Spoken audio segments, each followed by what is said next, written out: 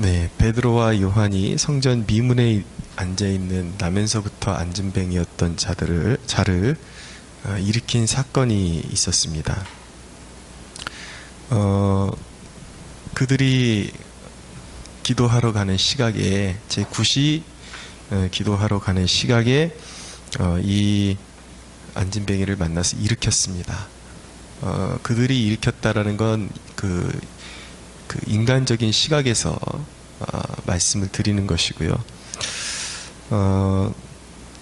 그런데 이들에겐 놀라운 경험이 되었죠. 그런데 오늘 본문을 통해서 주의해서 봐야 되는 것은 사도들이 이 사건을 통해서 자신들이 그냥 주 예수의 능력으로, 하나님의 능력으로 앉은뱅이를 일으킨 것을 가지고 기뻐하며 사람들이 막 몰려드니까 솔로몬 행각에 이것으로 그냥 그 자체로 기뻐하면서 단순히 하나님께 영광 올려드리는 것으로 마무리하지 않고 있다라는 것이 우리가 주의해서 볼 점입니다.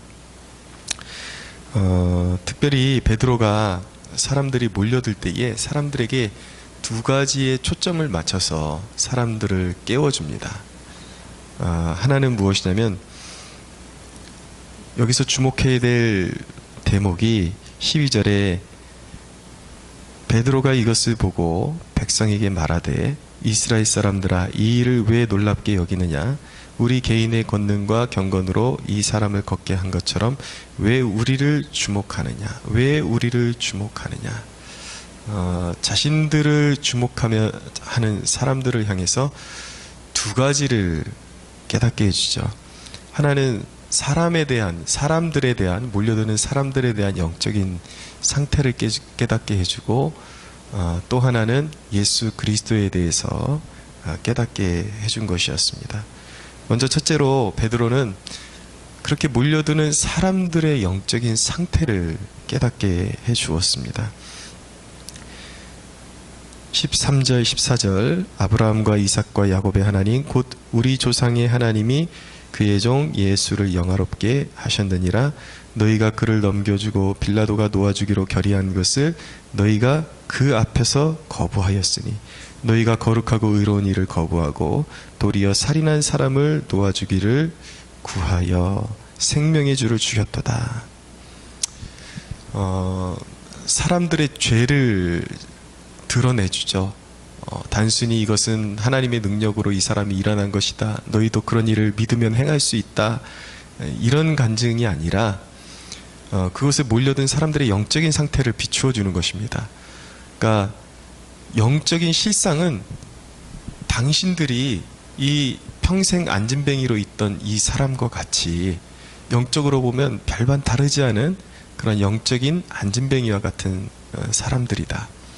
당신들이 영적인 어두움 가운데 있는 이유는 하나님의 아들을 거부했기 때문이다 라고 그렇게 그들의 영적인 상태를 비추어 주는 것입니다. 그런데 우리가 베드로의 그 전도 방식에서 눈여겨볼 점이 있는데, 17절에 보면 형제들아, 너희가 알지 못하여 그리하였으며 너희 관리들도 그리한 줄 아노라. 이 대목을 보면 베드로가 굉장히 날카롭게 죄를 지적하면서도 형제들을 굉장히 아낀다, 유대인들을 굉장히 아낀다라는 것을 엿볼 수가 있습니다. 그러니까 죄는 분명히 날카롭게 지적하는데 설교자로서 사람들을 그냥 정죄하는 데서 머무르는 것이 아니라 그들의 약함을 인정해주고 그들이 지나치게 이제 반감을 가지고 듣지 않도록 그렇게 배려를 해주는 모습을 보게 됩니다. 그러니까 전도한다라는 것, 그리고 사람들의 죄를 드러내 보여준다라는 것이 그 영혼들이 정말 간절히 구원받기를 원하는 마음에서 진실한 마음으로 전하는데 포커스가 맞춰져야 한다라는 것. 비록 하나님께서 그들의 죄를 깨닫게 해주기를 원하신다 할지라도 전하는 자가 마치 자신이 하나님이 된 것처럼 그렇게 높은 태도를 보여서는 안 되고 그들의 죄를 오픈해서 보여주면서도 그들을 긍휼히 여기는 마음이 전도자의 마음 가운데 드러나야 한다라는 것을 알게 되는 것입니다. 그래서 그렇게 그들의 실상, 너희들이 영적으로 사실은 그런 어둠 가운데 있는 것을 알기 원한다. 그것을 보여준 것이죠. 그러면서 베드로가 두 번째로 사람들을 깨운 것은 무엇이냐면 그들이 십자가에 못 박아 죽였던 예수 그리스도에 대해서 증언하는 것입니다. 베드로가 증언한 예수님의 모습은 크게 두 가지로 말씀드릴 수가 있는데, 첫째는 예수님은 죄인의 삶을 완전히 바꾸어서 병들고 저주받을 수밖에 없는 인생을 완전히 새롭게 바꾸어 주실 수 있는 분임을 그가 증언하고 있는 것입니다. 16절에 보니까 그 이름을 믿음으로 그 이름이 너희가 보고 아는 이 사람을 성하게 하였나니 예수로 말미암아 난 믿음이 너희 모든 사람 앞에서 이같이 완전히 낫게 하였느니라. 그러니까 단순히 자신들의 손에 의해서 이 안진뱅이가 낫기는 했지만 사실은 자신들의 경건의 그 자체의 어떤 능력이 있어서 이 사람을 고친 것이 아니라 자신들은 은과 금은 내게 없거니와 내게 있는 것으로 내게 주노니 곧 나사렛 예수 그리스도의 이름으로 걸으라 라고 선포했을 뿐인데, 자신들이 선포한 그리스도의 이름을 이 안진뱅이가 믿음으로 받아들였을 때에 그 예수로 난 믿음이 그 사람을 완전히 깨끗이 낫게 했다라는 것을 증언하고 있는 것입니다. 그러니까 아무리 죄인이고 삶에 영적으로 병들고 안진뱅이이고 보지 못하고 걷지 못하는 죄인이라 할지라도 예수 그리스도를 믿으면 하나님께서 그리스도를 그들의 심령 가운데 보내주셔서 새로운 날을 주실 것이라는 것, 영생을 주실 것이라는 것을 말씀하고 있는 것이죠. 19절에 보면 그러므로 너희가 회개하고 돌이켜 너희 죄 없이 함을 받으라. 이같이 하면 새롭게 되는 날이 주 앞으로부터 이를 것이요 또 주께서 너희를 위하여 예정하신 그리스도 곧 예수 그리스도를 보내시리니 하나님이 영원전부터 거룩한 선자들의 입을 통하여 말씀하신 바 만물을 회복하실 때까지는 하늘이 마땅히 그를 받아들이라.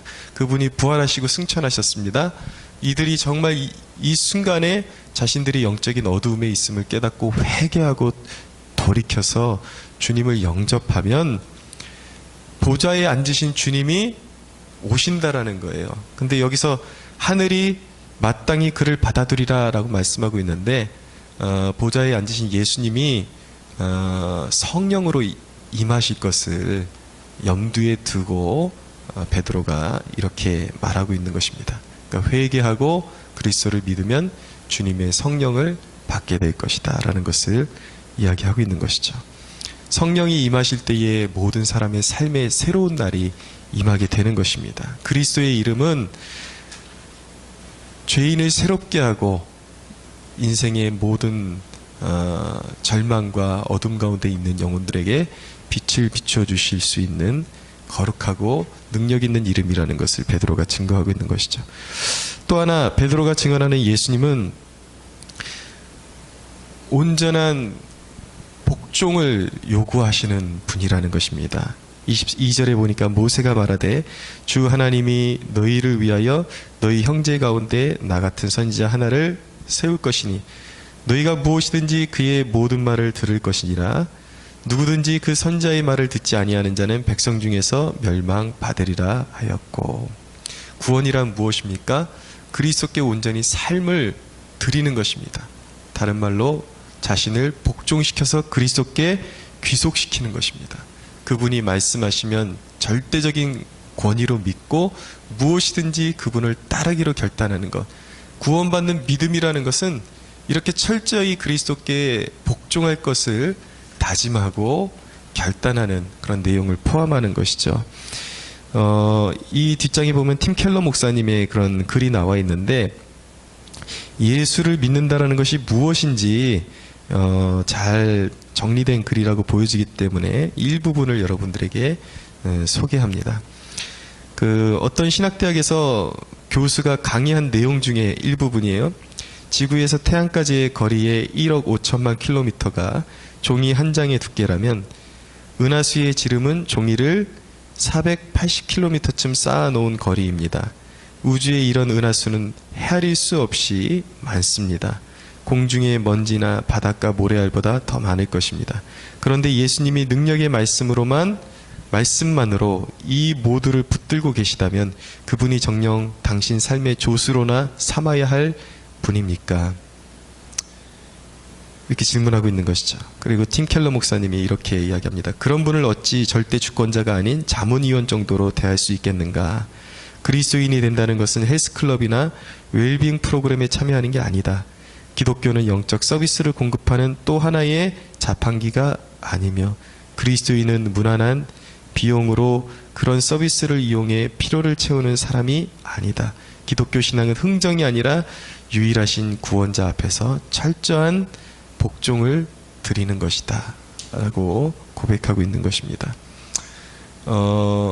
우리가 신앙생활하고 하루하루를 살아가다 보면 내 뜻대로 일이 풀리지가 않을 때가 있습니다. 그러나 우리 예수 믿는 자들이 기억해야 하는 사실은 그 모든 상황까지도 주님이 통제하시고 다스리신다. 주님이 이유 없이 주시는 상황은 없고 그것이 무엇 때문인지 우리가 일일이 다 해석할 수는 없지만 분명한 것은 무엇이냐면 우리의 삶을 예수 그리스도가 통치하신다. 만물을 주관하시는 분이 그분이시기에 우리는 그분이 원하신다면, 그분이 말씀하신다면, 그리고 그분이 주셨다면 우리는 그분 앞에 철저히 복종해야 하는 것으로 우리는 믿어야 하는 것입니다. 그것이 구원이라는 것이죠. 철저하게 예수 그리스도 앞에 꿇어 엎드리는 것이 구원이라는 것입니다. 여러분, 어떤 각도에서 보면은 이 안진뱅이가 성전 미문에 있던 안진뱅이 일어난 사건은 그들에게 간증거리가 생긴 것입니다. 중요한 것은 무엇이냐면 그들에게 간증거리가 생겼을 때에 그들의 반응을 우리가 염두에 보고 교훈으로 삼아야 되는 것입니다. 무엇이냐면 안진뱅이가 일어났을 때 이 놀랍고 위대한 일을 보라. 이거 우리가 해냈다. 믿음으로 해냈다. 그리고 하나님이 이렇게 하셨다. 믿으면 당신들도 이런 능력을 일으킬 수 있다. 이런 능력을 맛볼 수 있다. 여기에 포커스가 맞춰져 있지 않았다라는 것이죠. 하나님께서 행하신 그 일을 두고 베드로와 요한은, 특별히 오늘 사도 베드로는 사람들의 영적인 상태를 깨닫게 해주었다라는 것입니다. 당신들이 인생의 절망 가운데 있어야 하는 이유는 무엇인가? 바로 하나님을 거부했고 그리스도를 거부했기 때문이다. 그리스도가 계시지 않기 때문이다. 당신들의 인생에 이렇게 안진뱅이가 일어나는 것 같은 새로운 삶, 영적인 삶을 추구하고 받기 원한다면 당신들의 죄를 회개하고 그리스도께로 돌아와야 된다. 당신들의 삶을 온전히 새롭게 하실 수 있는 유일한 권능을 가지고 계신 분이 예수 그리스도다. 그래서 자신들의 간증을 통해서 한 영혼을 살리는 데에 분투하고 있다는 것을 보여주고 있는 것입니다. 사랑하는 여러분, 우리에게 주시는 간증은 영혼을 살리라고 주시는 선물임을 믿으십시오. 그래서 여러분들에게 어떤 간증거리가 생길 때에 마음에 잘 담아두었다가 그냥 여러분들의 자랑거리, 개인의 어떤 권능을 사람들에게 내세우고 사람들에게 자신을 과시하는 용도로 사용할 것이 아니라 오직 그리스도의 이름을 높이고 사람들을 구원에 이끄는데 사용할 수 있는 지혜롭고 선한 청지기와 같은 그런 하나님의 백성들이 되시기를 예수님의 이름으로 축원합니다.